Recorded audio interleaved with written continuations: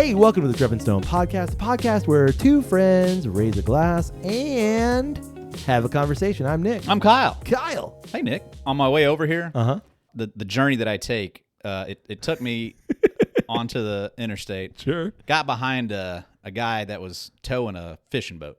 Okay. Like a bass boat or like a a bass boat, boat? like a sparkly, like had like a tracker boat. I don't know. Yeah. To me, it's just a bass boat. I know that guy. No joke. Yeah. I thought to myself, like immediately, I was like I grew up in a culture that like to look at that, like I got a little turned on, and it was like, man, like that's got to be fun, like to just have that boat and Just to go tow out it around. early in the morning, Yeah. and go fish and Oh. go home and midday. Sure. That's got to be a good day. That's But, life. like I also grew up in a family where I'm like also like that's a lot of work. I definitely don't want to do that. Like I can't imagine like all the stuff you got to do to like pack up for that and Yeah. cleaning the boat. For I guess sure. when you're done and oh no thanks. Yeah. Not interested. So like my journey of like this sounds great to like nah I don't want any part of that was like Couple mile markers. yeah just a couple of minutes. Yeah. You ever wanted a boat? I have wanted a boat, and then I look at the price of the boat, Yeah. and honestly, what you just said, the upkeep of all of that. And I'm like, nah. Yeah. So, my favorite boat is not my boat, and other for sure. people's boats. Yeah, love other people's boats. Oh yeah, other people's boats, great. There's a guy in our neighborhood that they have. It's not a bass boat, but it's also not like a deep sea fishing kind of boat. No, it's not a pontoon either, but a pontoon. You hear me? Flat bottom. No, it's a recreational boat, like an all-purpose kind of thing, right? Like you could use it in a lake and go tubing with it, or you could probably take it into like saltwater flats. Sure, kind of thing, right? Sure. And when they take that boat out, dude spends probably half a day getting the boat ready, and then easy half a day cleaning the boat when he gets back. Right. And I'm like, no. Yeah. Like when I'm home from doing whatever I want to do, I'm home. I don't want to sit there and clean a boat half a day. Yeah. Now I got to go take an hour to wipe down or whatever. I'm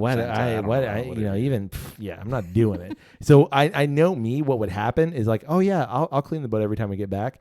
And then we get back and then the boat sits there for 3 weeks and then nothing done to rusting it. out. Yeah, exactly. Or whatever happens to boats. Yeah. So I don't know. The sharks. I don't know how that works. Mucus get all over it. Exactly. Spray the anti-shark mucus spray. By Drep and Stone. Yeah. New anti-shark mucus spray. But I do love going out on the boat. Yeah, I do too. Yeah. I do too. I grew up. I had a friend that had a house out on the lake, and we would go out on his boat all the time. And he had a jet ski, and we'd do the whole thing. Like it was a blast. Yeah, I have my boater's license. Like I can drive a boat, right? Theoretically, right, by myself. But no, that's my take too. Yeah. Plus, then I know like with a boat, you got to buy a truck. Oh yeah, I like a truck, but like a trailer. You got to learn how to back that into the water, and then get it back onto the trailer, out of the water. Exactly. I love watching those videos. Oh, those videos. Oh, I love watching the videos of the people who like sit at boat ramps. And they're like, you got it. And like, it just pisses people off. And like, part of me wants to do it. Pressure. Oh, yeah. Part of me wants to do it. It's like that first tee. That's exactly it. Yeah. So behind me is watching. Everybody knows the process. Exactly. But I don't want to do the process. Yeah, I'm out. I'm too lazy for that. You know what I do want to do? What do you do? I would love to drink some whiskey. Oh, brilliant idea. Thank you. I have an occasion. Well, yeah, it's 250 something episodes. No, it's over 260 episodes at this point. I know. This is episode 261. Damn. I know. Dude, crazy. We're coming up on like our 5th anniversary. I know. We got to remember it this year so we don't but accidentally record and not remember it.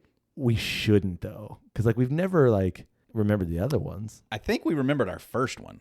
Yeah, because we did the redemption. We did again or revisit. I think we've always. I don't remember. I think we definitely missed last year for sure. Oh, for sure we did. But I'm pretty sure. Like I know we've done it at least twice, 2 other times, other than the OG. You know what? Our podcast birthday might be when we're in Denver. Son of a gun. Son of a gun. Interesting. Okay. Well, we'll put it on the calendar. Okay. Kyle, I want to get to the whiskey, but I want to invite everyone to sip a whiskey along with us. Yeah, totally. Or sip a glass of water. Yeah. That's what makes this fun. Kool-Aid. Kool-Aid. Orange juice. A little Capri Sun. Sure. Get you that Capri Sun. It's that time of year. It's Dr. Pepper season. Ooh. I've been in Fansville. Wait, Is that right? Depends on where you're listening. Okay. Where you're watching. I Okay. think it's Fox. Yeah. So grab whatever's handy, grab whatever's striking your fancy at this moment, and have a pour along with us. Yeah, join along. What'd you bring us this week? I got a little bottle. It's an old one. Old Enough to vote. Yeah. It's the Knob Creek 18-year-old. Yeah. I have not had this. Yeah, no, you haven't. I don't think you have. No, I have. I mean, I know that you've got a couple sips out of that bottle. Yeah. You for got sure. this a couple months ago? Yeah, probably like beginning of summer. Yeah. Into spring. Yeah, somewhere. I remember you texting me and I went, actually, I might have been in Scotland when you texted me. Well, or on your way or Or- something right, like that. yeah, Like, yeah. It was right around that time Yeah. for sure. Where'd you find this little beauty? No, I got it in this like customer reward program that I'm a member of. Yeah, we know that program. Fairly rare bottle to have. Yeah, I mean, I've seen it before to Yeah, buy, yeah. but I don't think I've ever seen it at MSRP. I think the only other times that I've ever seen it, it was like, this is marked up a little higher than I wanted to pay for it. Yeah. Have we even said what it is? I mean, again, titles and stuff. You did? Yeah. What'd you say? I said it was a Knob Creek 18-year-old. Okay. Just check it. Yeah. Check Just in if- case nobody was listening, it is the Knob Creek 18-year-old. Is it the Knob Creek 18-year-old? Yeah. Okay. Can we stop talking about the bottle and put the whiskey in the glass? Yeah, I mean, it's a pretty bottle. Oh no, it is for sure. I like a the pretty label. I like the crimson. It's not really crimson, more It's maroon. like brown, maroon, yeah. Maroonish. Like dark red. Yeah. I mean, we've featured the 12-year-old on the podcast before. We have. Did we have the 15? I've never had the 15. I don't think we did the 15. I think I've had the 15, but I think you're right. I think we haven't done the 15. Yeah, I don't think I've ever had Yeah. the 15. You see, they've got a 10-year-old rye out now. That's okay. That's what I was thinking. I was like, they just had something else that came out recently. Yeah. Yeah, 10-year That rye. and their Bull Rye. Yeah. Not as good as the Drep and Stone Bull Rye, though. No, did you see that post I made? I did, yeah. That was a great Bull Rye. That was really damn You just good. like mix and mix? Yeah, I just did half and half. Yeah. JD Rye. Yeah, You ready? I am. Ooh. Damn. Thank you, sir. Bourbon's in the air. Everywhere you look around, bourbon's in the air. Okay, in the glass. In the glass. 100 proof. Ooh. Yeah. Holy sh! Amazing it was able to hold on to that proof. 100 proof at 18 years 18 old. years later. That is fantastic. Like you think of, a lot of old scotches, a lot of them are at that 46 mark just because you're losing so much. Yeah. Man, it is dark. Yeah. It's like good tanned leather dark. Yeah. Yeah. It's not as dark as last week's High West cask strength. Yeah. But that's dark. Yeah. Mahogany, maybe? Sure. Okay. Yeah. I'm learning some I lingo. like that. Okay. 100 proof. I'm excited. Oh man. I get a lot of cherry and a lot of oak on those. Absolutely. It smells old. It's Yeah. like it smells like It smells like an old bourbon. it does. It smells like cherry and the oak is aged. Yeah. Dank in a way. Not in a bad way, but like wet wood. Dank. Yeah. I was gonna Does say that make sense? mold. Not Not mold. mold, but like I know what you mean. Like, yeah, like just wet. Like musty. old wood. Yeah. Like you walk after into rain. Yeah, you walk into an old house. Like the house doesn't smell bad, it just smells like an old house. And in the same way, this kind of smells not like it smells like an old house, but it just smells old. Yeah, this old house. Yeah. Ooh. Thanks, Bob Vila. You still alive? But yeah, now I've started to notice like in older bourbons, like they do have like this old oaky, leathery kind of note. Yeah. That I think you only get in those kind of older aged Absolutely. bourbons. And I think fortunately for us, we're now being able to experience those because Yeah. I mean, hell, man, 10 years ago, 15 years ago, an ancient bourbon was 10 years. Yeah. You know what I mean? Like Yeah. it felt that way. I know that there was always older bourbons, but like you were hard pressed to find anything over 10 years. Yeah. Not on a shelf. No, but now you can find pretty regularly stuff. Yeah, for sure. Oh, there's that beamy note. I was looking for it. Oh, yeah. Like Rich nose. rich. It's not just peanut brittle. It's like peanut toffee brittle with a little funk on it. Man, I love that beamy note. Give a little. Did you roll it? No, I didn't. It's like a vanilla cream, like snow cream. Totally. I was like, what is it? Oh yeah. I know we've said it before for some other bourbons, but like those cowtail candies. Yeah. Yeah, like one of those. Yeah, that creamy vanilla center. Nickname in college. Creamy center. No, vanilla center. Oh. Yeah, it's when I played football. Dang, that is a fantastic nose. Just Yeah. bottle that in a little spritzy bottle. You don't need no cologne. You don't need no cologne. Okay. All right. Enough. Okay. Enough sniffing. Time for sipping. Whoa. That's a bit of a roller coaster on that palate. Yeah. Whoa. Ooh. Like that's the same sip for everybody who's counting. Like, Oh. Initially, I'm hit with oak. Like that is the prominent note for me is wood. All the way through. Lumberyard wood. Yeah. Intense oak. Right. It's oak, and then it's vanilla sweetness, and then it becomes toffee sweetness, and then it goes back to this bitter that's not oak bitter, and then it washes over with the proof. Right. That's the journey. Yeah. Like, I feel like we always talk about like the roller coaster ride.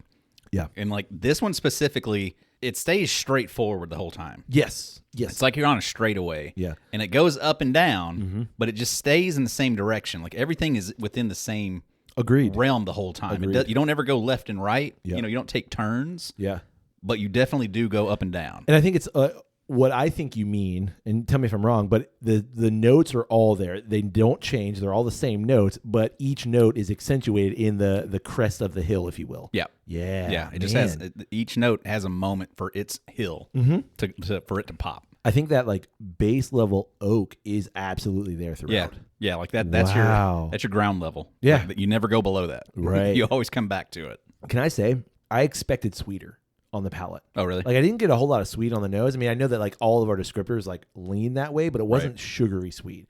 I expected sweet on the palate, not only because of age, but also in some ways because of proof. Like you've got 100 proof bourbon. I expected to be sweeter. Yeah. And it's not. And I'm not disappointed by that by any means. Yeah. It's not like overwhelmingly sweet. It's there, but it's controlled. Yeah, controlled's good. This is complex, man. Yeah. Like wow, Knob Creek. Yeah. I think it's just the complexity that you get from those older whiskeys. Mm-hmm. And it's all there, and it's fun. Wow. We always talk about like younger whiskeys as being like bright and a touch, maybe sour. Yep. Having just like that little punch Yeah. about them. And this one is all so mellow. Mm-hmm. Plenty of flavor and everything. I think the 100 proof spot on. Yeah, perfect. I mean, I would try it. Oh yeah, but 120. I think I'd be if you curious. go to 120, like the Knob Creek on the shelf, it's at 120. Right. It can be too challenging. Yeah, and spicy. Spicy. Right. Where this is all just Mellow. more just mellow and rich and syrupy. Like it makes me want to put on my mellow 70s gold playlist and like just slippers and a smoking jacket, Yeah. maybe a pipe, Yeah. and just like hang out. Yeah, just chill, just vibe it out. Yeah, man, Lovely pour. lovely pour. Like I don't say that often these days with bourbon specifically, Right. just because I don't know if I'm more into scotch right now, but like I guess my whiskey journey, I'm not surprised by bourbons as much anymore. Right. And then I'm hit with something like that. It's like, holy crap. Yeah. That's why I Nice love bourbon. curveball. Well, definitely a nice curveball, and then like a nice familiarity too. Right. It's like, oh yeah. Yeah. I remember refreshing. why. Like literally the other day I had a pour of Old Granddad 114 and I was like, oh yeah. Right. I remember why I love you. Yeah. And I remember why I love bourbon. Yeah. And there you go. I've been very much, certainly since we got into the bourbon months, Yeah. but even a little bit before that, I've been very much on a bourbon and rye kick. I haven't really touched scotch except for when we recorded the last time, probably well over a month. And it has been like very nice to get back into bourbon and appreciating it again and enjoying drinking it again. Pretty much ever since like we finished up the summer of cocktails. Yeah. Yeah. So I've been very bourbon forward. I've been more rye forward. I've been trying to get through some ryes because I got some ryes on the shelf that I'm like, I got to get through those. Right. And I've enjoyed going through those and start to like, oh yeah, I remember that's what I like. Right. So you and I did something a couple weeks ago together Okay. that I'm actually surprised about. And I wanted to bring this up and talk about it. I know. I thought we were never going to talk about that. No. Oh. Yeah, no, we're not talking about that. Oh. Yeah, I wouldn't bring that up in polite company. Okay. What happens on the 18th green stays on the 18th Correct. green. Yeah, correct. But before I bring this It's not up, my fault. It's right by the parking lot. Who put that there? Dumb idea. Before we do that, I want to ask a favor of all of our friends, and that's go rate Drep and Stone wherever it is you're listening to this podcast right now. Yeah, give it a little like, Yeah, it's super easy. little star. A comment? Did Heart. you know that there are comments now, especially if you're listening on Spotify? Yeah, people are commenting all over our stuff on Instagram and things. Yeah. So like, well, if you're listening, They're not shy. No, they're not. And if you're listening to the episode on like Spotify or wherever, just a quick comment or a thumbs up or just like tell us your favorite whiskey or whatever. Yeah. Like that helps the podcast so much. Yeah, for sure. Yeah, it's that easy. Engagement. Exactly. Yeah. Things that they favor engagement. Yeah. Okay. Now that we've talked about supporting the podcast a little bit, you and I, we went to see a movie a couple weeks ago.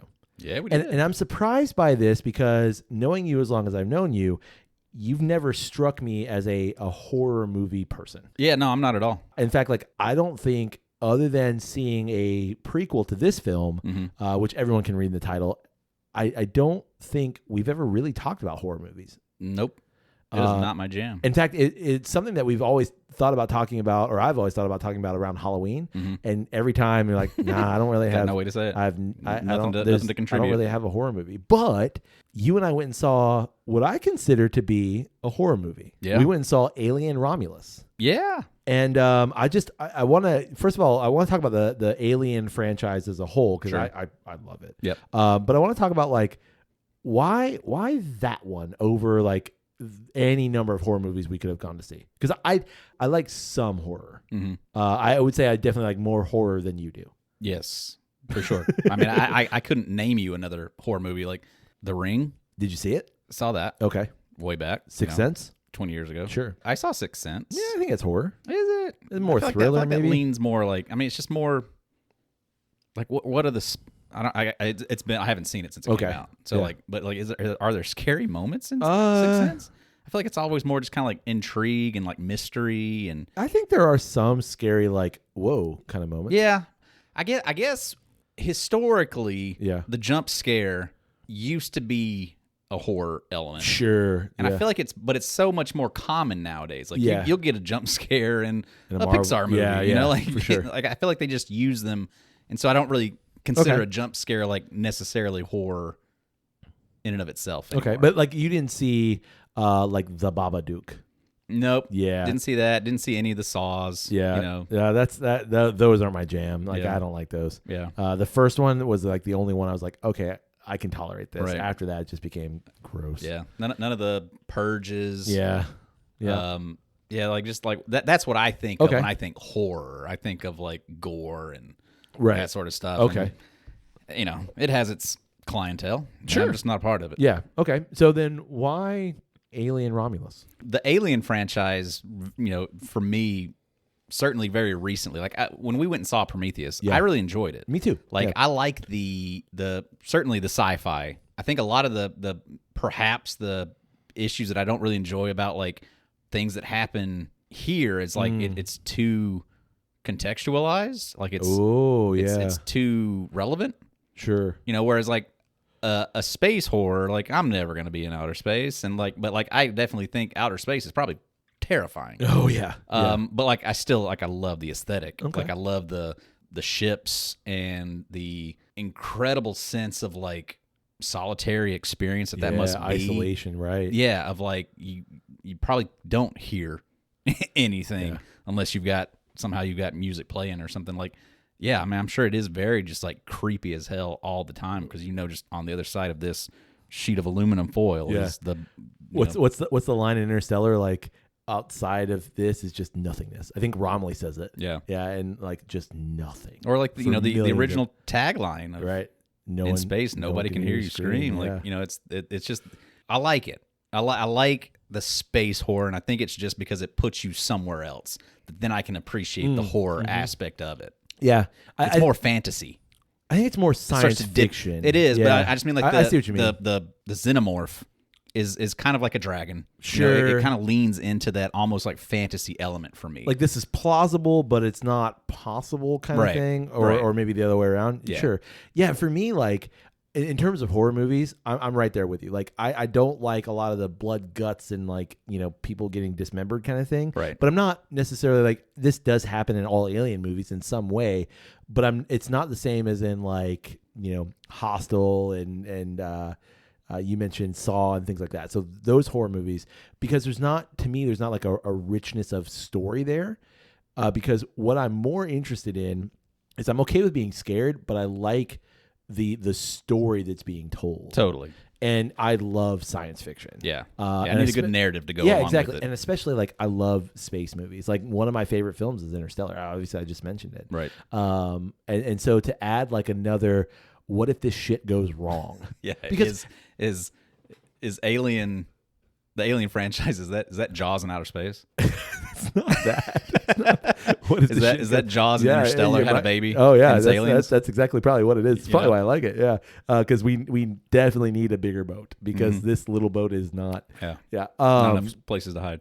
You said that I literally had like I think like what I love about Alien is that it, and the franchise as a whole, not just Romulus, is that it takes like the inherent, and maybe it's an American thing, but the inherent hope that space is. Right. And like the final frontier, this kind of Star Trekian, like this is where, we're meant to now explore. We've explored Earth, even though we really haven't, but now we're meant to explore other places. And then it like, yeah, but shit can go wrong quick. Right. Like not just the, Houston, we have a problem, but like, what if there is another life form? Yeah. And what if that life form, its only purpose is to breed, repeat, and breed, consume. Yeah, that's it. Yeah. Terrifying in all the best ways. Yeah, for sure. I know you mentioned Prometheus, and we saw Prometheus together. Yep. What was your relationship to the Alien franchise before that, and maybe since? For me, like I was always aware of it. Yeah. Like growing up, like it's just one of those things that's in pop culture, and like Sure. you're certainly aware of it.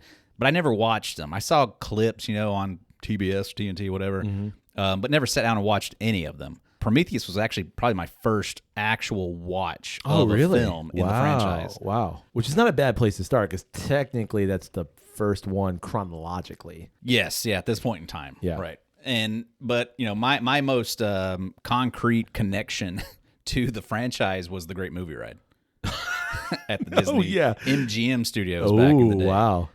Yeah, they had like the alien section and the alien came down out of the ceiling. Yeah. And what's really funny though, so in gearing up for Romulus, like I watched the trailer. We were watching another movie, and we saw the trailer for Deadpool and Wolverine. Yeah, yeah, for sure. And like immediately, I was like, I want to go see that. Yeah, I really want to go see that. Like you literally, I think in Deadpool and Wolverine, like leaned over, like, I was like, oh yeah, that looks good. see that. And so I started watching all of them. I started with the first one, and the really funny thing for me in watching that was that they nailed the sound effects in the ride, in the Great Movie Ride. Oh yeah. And like I heard all of those things again, so it was like really nostalgic. Yeah. Oddly enough, to watch that movie, but that movie is so perfect. It really truly is. In terms of like tension and intrigue and what's going to happen. Actually, like this summer, like in one of my flight movies, I watched Life. Have you ever seen Life? No. It's Ryan Reynolds and Jake Gyllenhaal and Rebecca Ferguson. Yeah. It's essentially a remake of Alien. Except it's not a xenomorph. It's a different form. It takes a different form, but it's still more or less attempting to do the same thing. Right. It literally is just a remake of Alien, almost beat for beat, but really, really intriguing, really interesting movie. So I watched that. So then watching Alien, I was like, yeah, Life was good. Alien is so much better. Oh yeah. And because of the time period that it was made with the practical effects and everything, like it has such a more of a gritty, grungy aesthetic to it. Sure. But it's also futuristic. Yeah. Like you can imagine like Sigourney Weaver being legitimately scared in some of those scenes. Yeah. Like I think you can palpably see it on her face. Right. Of like, wow, this is actually like, it's kind of terrifying. Right. And I mean, I recognize that she's a good actor, but like, Yeah, but I feel like that was I think that was one of her first roles. I think so. Yeah. And especially like in this obviously the situation where you mentioned like practical effects of like seeing these people that you've seen outside of these suits. Yeah. But now like in this like, oh, this is terrifying. Yeah, I mean, I'm pretty sure a lot of that stuff they hadn't rehearsed, Right, yeah. And it was just them reacting to it. Right. His chest is bursting open. Gross. Yeah.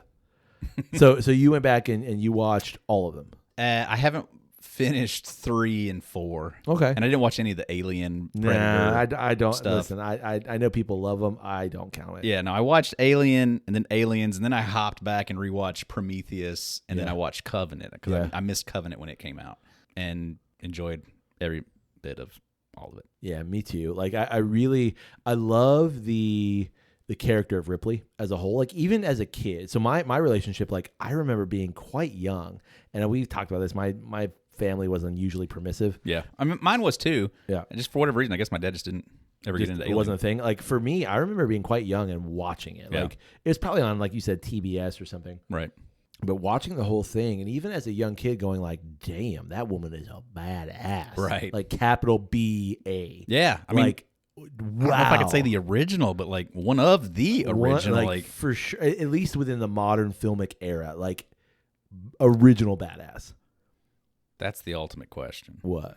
Why does Ripley work and Ray doesn't? I think it's because I mean, that's a huge. No. And this may need to get cut out. I think it is, but I have an answer for you. Okay.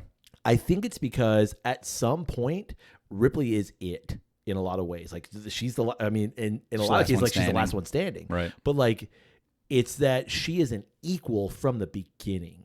That she is like amongst this crew. She is with this crew, and like shit just happens, and like here she is. Right. And so like you never, even now going back and rewatching it, like I recognize that, you know, the character and what she's supposed to be, but like she doesn't become this like, oh, someone should save her, or like she needs someone else to help her. And I think that's where Ray fails, is that she needs someone else to help her. She needs to seek the help and advice of someone else, and that person is male. That, and I think too, like they do such a good job of making Ripley the voice of reason. Yeah. She, you know, especially in the first movie. Yeah. She knew, don't bring that on board. Mm-hmm. Don't let him come on board. Yeah. No, don't open that door. Yeah. She understands the protocol, and she's like the only one willing to like stick to it. And if I'm not mistaken, in Resurrection, which you haven't seen yet, I think she's like, why did you bring me back? Right. I if I remember, it's been a little while since I've seen Resurrection, but like that makes sense. When she wakes up, she's cloned. like, what the hell? Yeah. Like, no, this was something you should never have done. Right. Because this is what happens. Right. Yeah, I think you're right. Whereas like in some cases, Ray. So immediately, like we're trusting you. Exactly, We understand that you get it. Yeah. Whereas Ray is almost this like pseudo damsel in distress. So then you almost don't believe in the same way you believe in Ripley. Right. We're like, no, you are the voice of reason. You are an intelligent person. You are the thing. You know what I mean? And so like Ray has to then in some ways earn it. And I don't know if the films allow her to do that. To me, that's the reason why. Yeah. And that's why Ray doesn't quite land with me. Right. And we've talked about that before. Yeah, for sure. But I remember being, like I said, being young, watching Aliens, Alien 3, and then Resurrection, and just like even being a young kid being like, yeah, right. I love this space stuff. I love this character. Like I'm still freaked out by the body horror stuff. Right. As a kid, and then like when we went and saw Prometheus, I was like, oh, yes. Even like giving me the origins of some of these things. Yeah, man. Yeah, I mean to connect the space engineer. Is that what they call him? Yeah, the engineer. Yeah, the engineer. Like to go back in Prometheus and see how he got there. Yeah. And then like then we woke up one that's like was sitting over there. Like yeah, just such a cool. It's so like, cool concept. Well, and to me, I mentioned richness of story. Like the films are great, but then there's all this like background information that if you really want to nerd out and get into like all the machinations of the Weyland-Yutani Corporation or the Weyland Corporation, Yutani like you can do all that stuff. Sure. And then against a film that is horror and is space and is sci-fi. Right. So when we were watching Romulus, yeah. Within the first like 5 minutes of the movie, I leaned over to you and I said, I love the fact that like in every other movie, at least the ones that I had seen, there was always this sense of positivity at the beginning of the film. Yeah. It's we're out to explore, we're out to discover, or we're on a mission. We've received a signal that we need to go help. Yeah. There's a sense of like urgency kind of a thing. And then they flipped that in Romulus. And right from the get-go, this place is shit. Yep. We don't like it. We need to go somewhere else. Yeah, we got to get out of here. Yeah. And so there was this, I liked the change in drive. For sure. Where almost all the other ones, it was a sense of like positive direction. Right. And this one was like, let me just escape what this is. Yeah, I thought like when you leaned over and said that, my mind immediately went to, well, this is a commentary on kind of like this capitalistic perspective in a way. Right. Of like prior to this and in the 70s and 80s, Yeah. it was like, yeah, you Capitalism go was big. great. Yeah, you go Yeah. big company. Yeah. And then I think in some ways what they're doing with this is like, okay, yeah, but here's what happens when a company goes unchecked. Right. And here's what happens when something goes too far. Right. And so like then you have this, which it's supposed to be set right after Alien. Right. And so it's kind of the bridge between that and the rest of the things that ensue. Yeah. Well, what I love about horror movies and movies of this sort in general is the analysis that like you can link to kind of like modern perspectives. And if you view horror movies across the decades, you can kind of see like these are manifestations of worries of kind of the populace, if you will. And that's what I like about horror movies. And not just the, the scary and the gory and the, whatever, but like what these represent. And I think almost more so than positive movies, and positive movies, I'm thinking like a really large umbrella, things that aren't horror. The rest of cinema. No, I think more so than the rest of cinema, what horror does is it like throws those negative things in our face and says, here, deal with them. Sure. Because we want to push them away, and horror says, no, boom, here it is. Yeah. Certain horror. I think there's also horror that's just like horror for horror's sake. Sure. Where it's like, there's not much narrative. Well, I think like even, and it's just like we're either gonna try to like make gross you out. Yeah. I mean, I don't disagree. Like it becomes kind of a how far can we push it? Right. How gross can we make it? How and I'm squeamish can we? I'm not here for that. No, like where what Alien does so good is like it gets you invested in that world. Yeah. And then it adds in this terror element that you have the need to escape, and you're rooting for somebody to escape, right? And you just don't know if they're gonna make it or not, right? And it's not the same way of like the kind of like the unthinking serial killer, like a Jason Voorhees or a Michael Myers or something like that. Right. Like this is an animal. This is an animal. Yeah, and like it's you against nature. Yeah, because that's what this is. Right. It's Ripley and obviously other characters against nature. Yeah. Another aspect that I love about this franchise is their take on AI.